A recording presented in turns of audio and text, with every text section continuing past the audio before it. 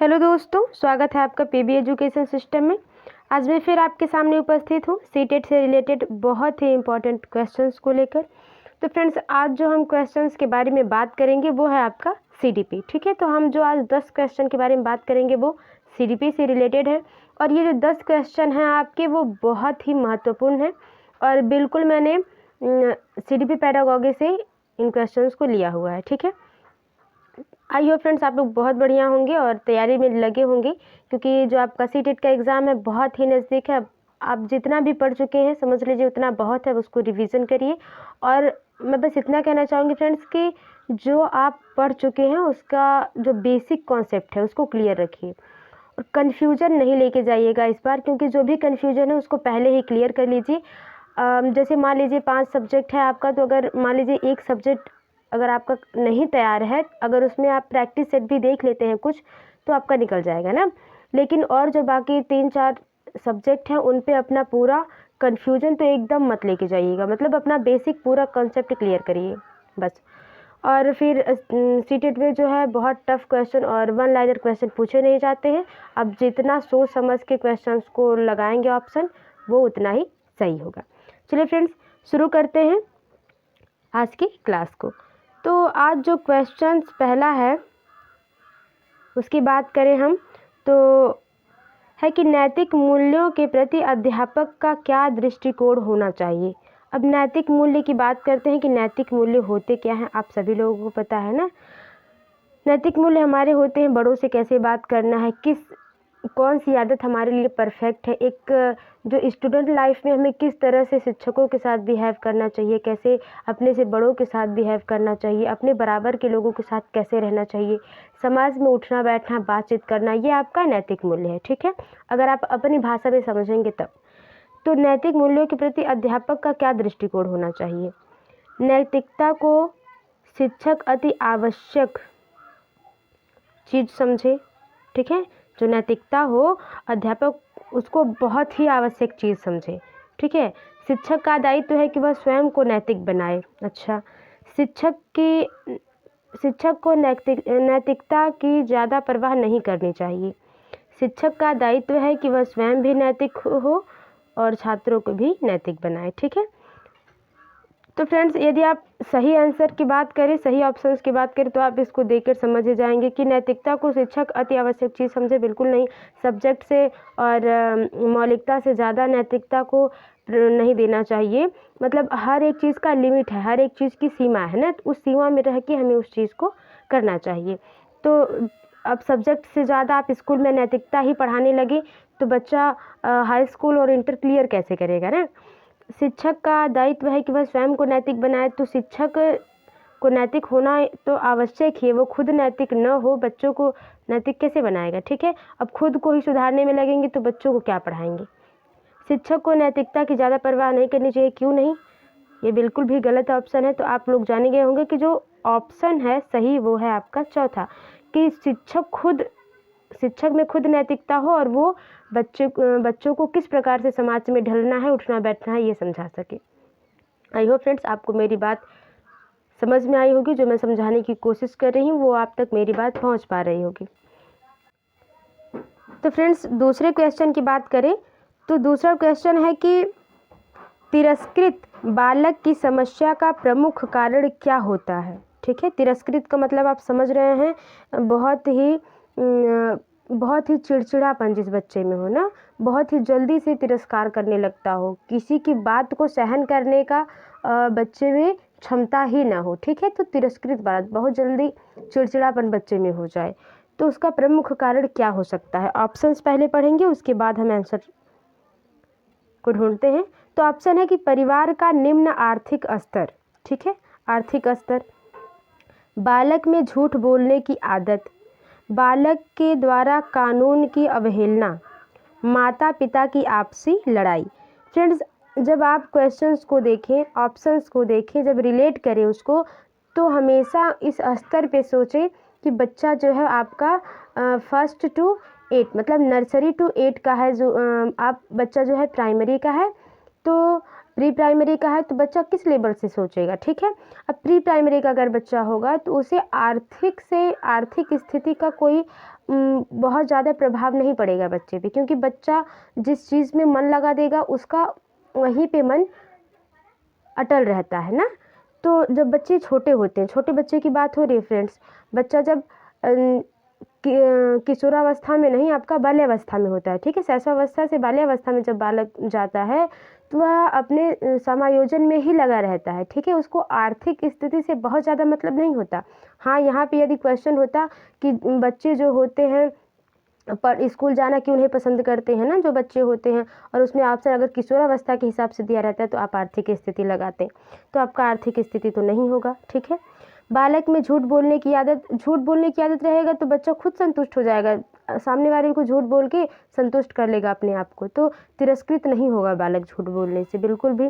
बालक के द्वारा कानून की अवहेलना, बच्चे को कानून नहीं पता है, अभी तो समाज में ढल रहा है, उसे तो अभी समाज से बातचीत करनी, समाज के लोगों में उठना बैठना है, तो कानून की अवहेलना बिल्कुल ही नहीं, क्योंकि जब तक बच्चा, आपके पियाजी साहब जो संज्ञानात्मक अवस्थाएं दिए हैं उन्होंने बहुत ही क्लियरली बताया हुआ है कि कब बच्चा कानूनी अवहेलना करने लगता है, जब वो किशोरावस्था में होता है ना, तो कानून की अवहेलना बिल्कुल भी नहीं। अब लास्ट जो हो जाता है ऑप्शन वही सही हो जाता है कि माता पिता की आपसी लड़ाई, क्योंकि परिवार में जो भी कुछ फ्रेंड्स होता है वो बच्चों को बहुत अंदर तक समझ पाता है बच्चा, क्योंकि वो डेली वहीं अपना दिन रात बिता रहा है, उन्हीं के साथ टाइम स्पेंड कर रहा है अपने परिवार के साथ, तो परिवार का माहौल जैसा होगा बच्चा उसी तरह सेम होता चला जाएगा ना। तो जब माता पिता में आपस में हमेशा लड़ाई रहेगी तो बच्चा तिरस्कृत होगा, उसमें झुंझलाहटपन होगा ना, चिड़चिड़ापन होगा बच्चे में। आई होप मेरी बात आपको समझ में आ रही होगी। चलिए चलते हैं दूसरे क्वेश्चन पे। तो फ्रेंड्स अगला क्वेश्चन है आपका तीसरा कि विशिष्ट बालकों में पूर्व पृथकीकरण शिक्षा व्यवस्था के लिए प्रमुख उपाय हैं। क्या क्या उपाय है प्रमुख, ठीक है। तो पहला ऑप्शन है अतिरिक्त कक्षा योजना, विशेष कक्षा योजना, विशेष विद्यालय योजना, आवासीय विद्यालय योजना। तो विशेष विद्यालय योजना मतलब एक अलग विद्यालय ही हो, जैसे महिला महाविद्यालय होता है, एक लड़कियों का अलग ही विद्यालय होता है, इस प्रकार से विशिष्ट बालकों के लिए अलग करने की योजना होनी चाहिए। विशेष कक्षा मतलब अगर बच्चा 10 लोग पढ़ रहे हैं, 5 बच्चे विशिष्ट हैं, बहुत ही तेज़ हैं पढ़ने में, तो उन 5 को अलग कर देना चाहिए। हमारा एनसीएफ 2005 भी और पूरा बाल मनोविज्ञान भी, आपका शिक्षा मनोविज्ञान भी, सीडीपी पेडागॉजी पूरी तरह से इस चीज़ को नकारती है कि जो बच्चा मंदबुद्धि है या विशिष्ट बच्चे को अलग किया जाए। हमारे यहाँ जो सीडीपी है वो यही कहती है कि जो बच्चों को समावेशी शिक्षा देना है, सारे बच्चों को मिला जुला के पढ़ाना है, तो बिल्कुल भी नहीं विशेष कक्षा योजना, विशेष विद्यालय योजना नहीं होगा। अतिरिक्त कक्षा योजना मतलब कि बच्चा अगर डिसबैलेंस है, चलने में, फिरने में, सुनने में अक्षमता है बच्चे की, तो उसको उस टाइप के माहौल में रखा जाए, तो बिल्कुल ही नहीं, ठीक है। आवासीय विद्यालय योजना, जिसमें आप जानते होंगे फ्रेंड्स कि आवासीय विद्यालय योजना ही सही होगा। और क्या है आवासीय विद्यालय योजना, इसके बारे में यदि हम बात करें तो आवासीय विद्यालय योजना है जो बच्चे आपके जो है 12 वर्ष, 6 से 12 वर्ष तक, 12 या 14 वर्ष तक लगभग निःशुल्क शिक्षा लेते हैं, ठीक है, निःशुल्क शिक्षा लेते हैं। यही आपका है आवासीय विद्यालय योजना, जो आप प्री प्राइमरी आप अपने गांव में देखते होंगे कि जो सरकारी स्कूल्स होते हैं, जो गवर्नमेंट स्कूल्स होते हैं, वो क्या है, आवासीय विद्यालय योजना ही है, ठीक है। इसी के तहत बताया गया है कि आपका 6 से 12 तक जो 12 साल या 14 साल के बच्चे होंगे वो बहुत ही निःशुल्क शिक्षा ले पाएंगे, ठीक है फ्रेंड्स। तो आपको समझ में आया होगा कि आवासीय विद्यालय योजना क्या है, ठीक ना। चलिए बात करते हैं आपका अगला क्वेश्चन क्या है। मंदबुद्धि बालक की बुद्धि लब्धि होती है, मंदबुद्धि बालक जो होता है उसकी बुद्धि लब्धि कितनी होती है। 130 से अधिक होती है, 130 से कम होती है, 80 से अधिक होती है, 70 से कम होती है। तो यदि हम मंदबुद्धि बालक की बात करें फ्रेंड्स, तो पहले आंसर की बात कर लूँ यदि, तो आंसर हो जाएगा आपका 70 से कम, ठीक है। 70 से कम जो होगा वो मंदबुद्धि का बालक हो जाएगा। लेकिन अगर हम 130 से अधिक होगा बच्चा, तब उसको क्या कहेंगे, इनके बारे में भी आप थोड़ा थोड़ा देख लीजिए। ठीक है। 130 प्लस होगा बच्चा, अगर उसका IQ लेवल 130 से ज़्यादा होगा तो बच्चा जीनियस में जाएगा ना, प्रतिभावान बालक होगा, प्रतिभाशाली बालक होगा। ठीक है, तो यहाँ पे प्रतिभाशाली बालक हो जाएगा जब बच्चे की जो प्रतिभावान, ठीक है, प्रतिभाशाली या प्रतिभावान आप अपने हिसाब से कर लीजिएगा। तो 130 से अधिक जब होगा IQ लेवल बच्चे का तो वो प्रतिभावान होगा, प्रतिभाशाली, वो बहुत तेज़ बच्चों को तर्क वितर्क कर पाएगा और वो बच्चा बहुत ही आसानी से कोई चीज़ सीख पाएगा और उसमें कुछ यूनिक चीज़ें भी कर पाएगा, रचनात्मक कार्य भी कर पाएगा, जो 130 से प्लस होगा। ठीक है, अब 130 से कम जो बच्चा होगा उनका क्या होगा?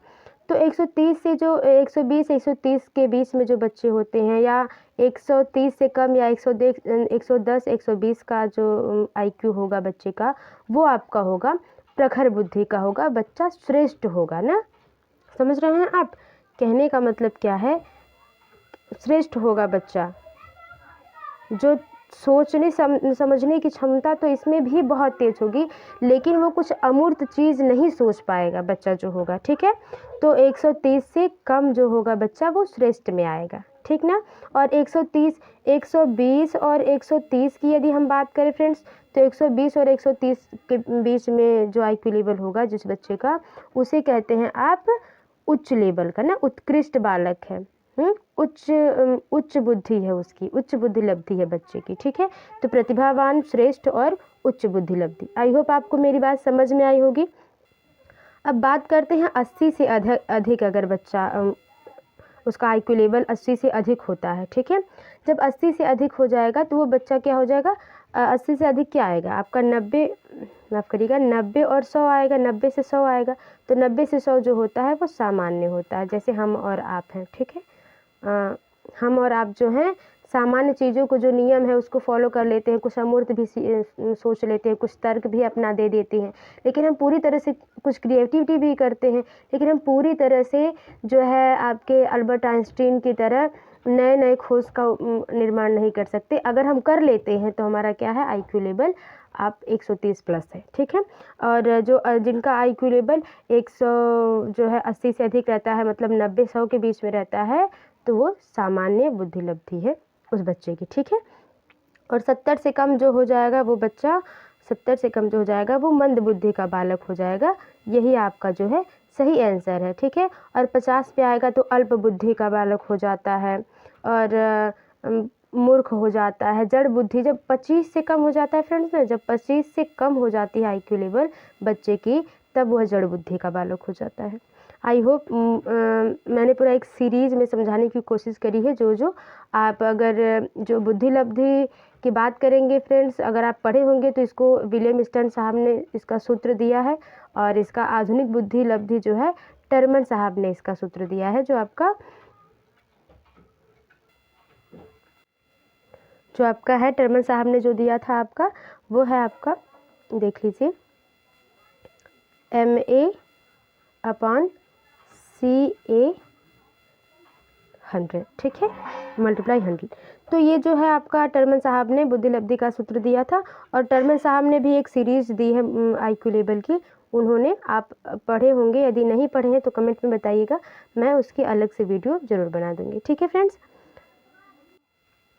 तो फ्रेंड्स बात करते हैं 5वें क्वेश्चन की। 5वां क्वेश्चन है, कक्षा कक्ष में प्रयोग की जाने वाली छात्र केंद्रित या बाल केंद्रित शिक्षण विधियों में शिक्षक की भूमिका क्या रहती है? ठीक है, समस्या उत्पन्न करने वाली परिस्थितियों का निर्माण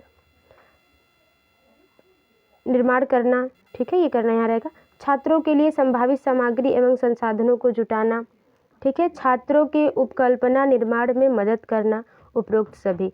तो जब एक शिक्षक का जो कार्य है वो बच्चों को पढ़ाते समय एक शिक्षक ये ध्यान रखता है कि बच्चे में जो समस्या उत्पन्न हो रही है, ठीक है, जो समस्या उत्पन्न हो रही है उसका समाधान करना। ठीक है, यहाँ पे आप समाधान लिख लीजिएगा, समस्या समाधान उत्पन्न करने वाली परिस्थितियों का निर्माण करना। बच्चे में अगर कोई समस्या है तो ऐसी परिस्थितियाँ हम क्रिएट करें बच्चे के सामने कि वो उसका थोड़ा सा हम हेल्प करें, बच्चा वो क्या कर ले, अपनी समस्या को हल कर ले स्वयं से। जिसकी बात आपके वाइगोत्स्की साहब कहते हैं, जो सामाजिक अंतरक्रिया की बात करते हैं कि जो बच्चा है वो खुद जीनियस है, बस वो उसको थोड़ी सी हिंट की ज़रूरत है, वो आपकी बात को समझ जाएगा और अपने कार्य को पूरा कर लेगा। ठीक है, तो ये भी सही है आपका। छात्रों के लिए संभावित सामग्री एवं संसाधनों को जुटाना, बिल्कुल। बच्चा अगर ABCD नहीं पढ़ रहा है तो खेल विधि से पढ़ाया जाए, किन किन विधियों से पढ़ाया जाए और उनके लिए क्या क्या संसाधन हो सकते हैं, वो भी एक शिक्षक का काम है। और छात्रों को कल्पना करने में मदद करना, ये भी जो है शिक्षक का परम धर्म है कि बच्चे को किस प्रकार से सिखाना है। तो ये तीनों ऑप्शन सही हैं, इसलिए आपका उपरोक्त सभी चौथा ऑप्शन सही हो जाएगा। आई होप आपको मेरी बात समझ में आ रही होगी, क्योंकि ये बहुत ही आसान है चीज़ें। और अगर आप थोड़ा सा भी पेडागॉजी नोट में पढ़े होंगे या यूट्यूब से ही पढ़ रहे होंगे तो आप बहुत कुछ सीखे होंगे फ्रेंड्स। और CDP बहुत बड़ी चीज़ नहीं है, बस एक हवा बना के रखा गया कि हाँ बहुत है पेडागॉजी नहीं समझ में आती, कुछ नहीं। मुझे लगता है पेडागॉजी जितना ईजी है उतना तो वन लाइनर क्वेश्चन जो है लर्न करने में दिक्कत होती है, मुझे जहाँ तक लगती है। मेरे यहाँ पे पर्सनल मेरा ये जो है कहना है। देखिए अगला है छठा क्वेश्चन क्या है, किसी बालक में मानसिक विकास का परिणाम होता है बालक के याद करने की योग्यता में वृद्धि, मतलब बालक बहुत तेज याद कर लेगा तो उसके मानसिक विकास का परिणाम अच्छा है। बालक की सामाजिकता में विकास, मतलब समाज में बच्चा उठ बैठ लेता है, अच्छे से बोलचाल कर लेता है तो वो बच्चा मानसिक विकास उसका अच्छा है। बालक के द्वारा स्वभाव द्वारा लाभ प्राप्त करने की योग्यता ना, मतलब यहाँ पे फ्रेंड्स आप बना लीजिएगा क्या क्या ही टाइप हो जाता है भगवान। जो है आपका स्वभाव का हो जाएगा स्वानुभव, ठीक है, स्वानुभव, खुद से जो बच्चा सीखता है, ठीक है, जो बालक खुद से सीख ले, वो सीख कर कुछ नया सीख पाए, खुद से अनुभव कर पाए, वो बच्चा क्या होता है मानसिक विकास का बहुत ही अच्छा होता है वो बच्चा। यही आपका ऑप्शन सही हो जाएगा, क्योंकि एक नॉर्मल बच्चा है याद कर लेता है, रटंत विद्या घटंत विद्या आपने सुना होगा कि रटना बहुत जल्दी भूल जाता है, और ये बिल्कुल नहीं होगा। CDP में चाहे वो मैथ की पेडागॉजी हो चाहे कोई भी पेडागॉजी है, याद करने के बाद रटने से आ जाती है जो बिल्कुल गलत होती है, तो इसको हम नहीं लगाएंगे। अब सिर्फ समाज में उठ बैठ लेना ही मानसिक विकास की का अच्छा परिणाम थोड़ी बताता है, ठीक है। बच्चा यदि खुद से कोई चीज़ करके, ठीक है, उसको प्रूव कर लेता है कि हाँ ये सही है, तो बच्चा क्या है स्व अनुभव से सीख रहा है और उसकी मानसिक विकास की स्थिति बहुत ही अच्छी है, ठीक है। आई होप आपको मेरी बात समझ में आई होगी, ठीक है। चलते हैं अगले क्वेश्चन पे। अब देखिए निम्न में से एक प्रतिभाशाली बालक की विशेषता क्या है। देखिए मूर्त विषयों में रुचि, मंद बुद्धि बालकों में रुचि, दैनिक कार्यों में समरूपता, सामान्य अध्ययन में रुचि। एक प्रतिभाशाली बच्चा है जिसका IQ लेवल 120 प्लस है ना, 120 प्लस है, जो 120 प्लस पे रहते हैं फ्रेंड्स वो प्रतिभाशाली बालक होते हैं, ठीक ना, अभी भी मैंने आपको बताया। तो प्रतिभावान या प्रतिभाशाली जो बालक होते हैं वो क्या है आपके मूर्त विषयों में रुचि रखते हैं। मूर्त विषय की बात मैं करूं तो मूर्त मतलब जो दिखाई देती हैं चीज़ें, ठीक है, जो दिखाई दे रही हैं उनके बारे में कल्पना करना तो इजी है। एक कोई भी व्यक्ति एक जो दिखाई दे रहा है, जैसे चंद्रमा दिखाई दिया, आप जो कवि लोग हैं उनको चंद्रमा दिखाई दिया तो उन्होंने कल्पना की, क्योंकि पहले के लोग तो चंद्रमा पे पहुंच नहीं सकते थे, इसलिए उन्होंने, और वो देखने में इतना चमकीला था कि कवियों ने क्या क्या लिख डाला ना, मतलब एक औरत को या अपनी प्रेमिका के बारे में मतलब क्या बढ़ा चढ़ा के चंद्रमा से रिलेट करके लोगों ने लिखा है ना, क्योंकि किसी को पता नहीं था उस वक्त में कि जो चंद्रमा है उसमें दाग भी हैं, उसमें धब्बे भी हैं, मतलब जितना खूबसूरत चंद्रमा यहाँ से दिखाई देता है क्या उतना खूबसूरत है, कुछ नहीं पता था ना। तो जो दिखाई देता है मूर्त विषयों में रुचि लेना, ये एक प्रतिभाशाली बालक की योग्यता नहीं, एक सामान्य बालक भी ऐसा कर सकता है। मंद बुद्धि बालक में रुचि क्यों लेगा, अब एक प्रतिभाशाली बालक है तो वो मंद बुद्धि बालकों के साथ रहना पसंद करेगा क्या, वो तो प्रतिभाशाली बच्चों के साथ ही रहना पसंद करेगा, ठीक है। दैनिक कार्यों में समरूपता, अब रोज रोज जो डेली वो काम कर रहा है उसमें समान रूप रहे, मतलब उसमें अदला बदली ना हो, तो वो प्रतिभाशाली कैसा बालक हुआ। प्रतिभाशाली जो आपका बालक होता है फ्रेंड्स वो क्रिएटिव होता है ना, तो सामान्य अध्ययन में रुचि रखता है, मतलब जो भी जनरल में चीज़ें जो अध्ययन हो रहा है वो उसको सारी सब्जेक्ट पसंद आते हैं, चाहे वो करंट अफेयर से लेके पेडागॉजी तक हुआ ना, मैथ से लेके इंग्लिश से लेके आपका साहित्य हुआ, बच्चा सभी चीज़ अध्ययन करने में रुचि रखता है, तो एक प्रतिभाशाली बालक वही है, ठीक है, उसकी विशेषता होती है यही। आई होप आपको मेरी बात समझ में आई होगी। चलिए देखते हैं CTET का और UP TET का बहुत ही फेवरेट क्वेश्चन जो आपको अभी सामने दिख रहा है 8वां कि पढ़ने की अक्षमता, ठीक है, पढ़ने की अक्षमता निम्न में से किससे संबंधित है। बच्चा पढ़ नहीं पा रहा है तो उसका जो ये अक्षमता है, डिसेबिलिटी है, वो क्या है। अफेजिया के कारण, डिसलेक्सिया के कारण, डिस्प्रैक्सिया के कारण या अप्रेक्सिया के कारण। तो फ्रेंड्स आप लोगों ने देख ही लिया होगा, पढ़ा होगा ज़रूर, क्योंकि जब सभी लोग क्वेश्चन हल करते हैं प्रीवियस ईयर तो सबसे ज़्यादा पूछा गया है, इसलिए मुझे नहीं लगता कि आपको नहीं आ रहा होगा इसका आंसर। तो इसका आंसर सही है आपका दूसरा, ठीक है। और बात कर लेते हैं भाई अफेजिया की। तो अफेजिया क्या है, इसके बारे में हम बात करें अगर, तो अफेजिया जो है आपका वो भाषा संबंधी डिसेबिलिटी है, ठीक है, भाषा संबंधी समस्या इसमें होती है, ठीक। आई होप आपको समझ में आया होगा, संबंधी बना लीजिएगा फ्रेंड्स। अब डिस्प्रैक्सिया की बात करें। डिस्प्रैक्सिया जो होता है आपका गति कौशल संबंधित डिस्प्रैक्सिया में होता है।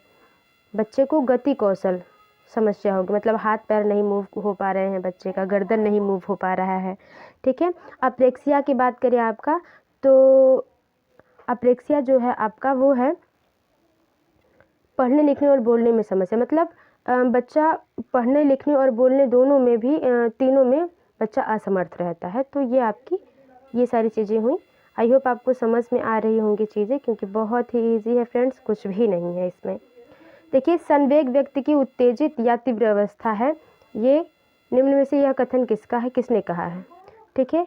वुडवर्थ का है ये, डोनिल का है, मेड का है, तो हेज का है।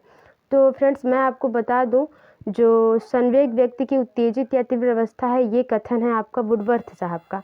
और संवेग और मूल प्रवृत्तियां जो दिए हैं वो हैं आपके, वो जो हैं आपके मैकडूगल साहब हैं, ठीक है।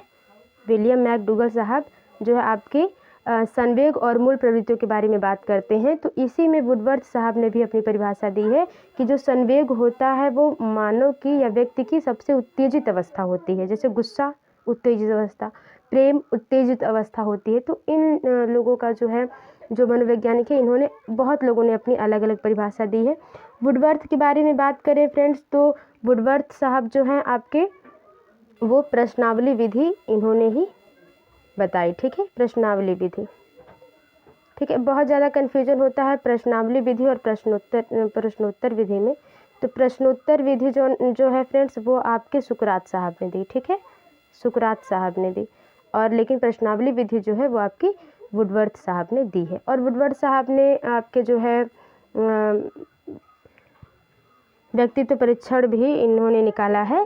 सबसे पहले इन्होंने व्यक्तित्व परीक्षण पे बात करी थी वुडवर्थ साहब ने, ठीक है। देखिए अगला क्वेश्चन है, शिक्षा में सुधार के लिए एक शिक्षक को सुधार हेतु निम्न में से क्या उपाय करने चाहिए। एक शिक्षक को बच्चे में शिक्षा में कुछ अच्छा सुधार करना है तो उसमें क्या एक शिक्षक के पास उपाय है। मुक्त अनुशासन के नियम का पालन करना चाहिए, शैक्षिक उपकरणों का प्रयोग करना चाहिए, पाठ्यक्रम को रुचिपूर्ण ढंग से पढ़ाना चाहिए।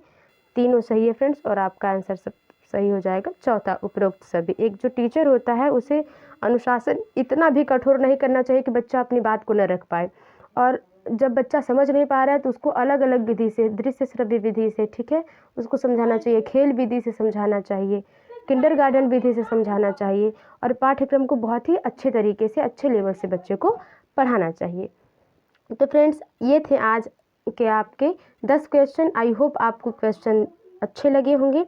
और फ्रेंड्स मेहनत करते रहिए, सीटेट सबका क्वालिफाई हो, यही कामना करते हुए मैं आज की वीडियो समाप्त करती हूँ। और फ्रेंड्स वीडियो थोड़ी सी भी हेल्पफुल लगे तो वीडियो को like, share, comment and subscribe जरूर करें, ताकि आप मेरे जो है एक खूबसूरत फैमिली का हिस्सा बन जाए और हम साथ में मिलकर कुछ नया सीख पाएँ। चलिए फ्रेंड्स मिलते हैं आपसे अगली वीडियो में, तब तक के लिए bye bye and take care and thanks for watching my videos.